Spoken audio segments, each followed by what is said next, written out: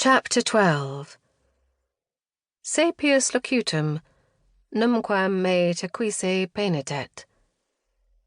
I have often regretted my speech, but never my silence. Publilius Syrus. The last time Anchises was at the grand house of Tiberius was after the dedication of the Temple of Mars Ultor in the Forum of Augustus. He had sung for Rome's elite in Tiberius's triclinium, and then again in the garden. Everyone had been smiling. Everyone had congratulated him on his performance. But he had been sick inside. Sick with worry and longing for Thracius. Sick with hunger and hopelessness, worn down by the chronic dread and despair that came with being owned by the abusive Sorin. Now, as the Empress once again led him into her son's triclinium, the faces that smiled at him seemed less threatening, more human. But they hadn't changed. He had. And it was all because of the priestess. He and Thracius had been reunited.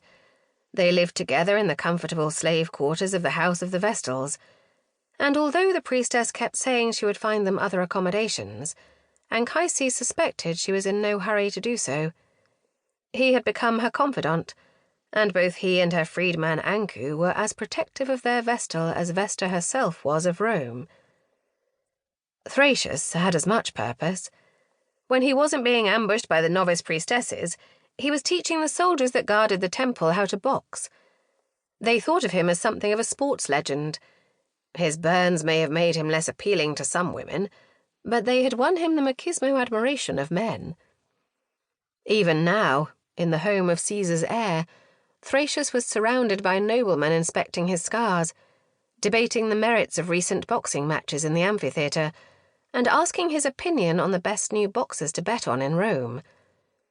While he did not box any longer, he remained a performance slave.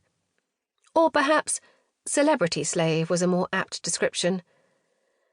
Either way, he and Anchises were the renowned Apollo's pair, and Priestess Pomponia knew that people wanted to see them together. In many ways...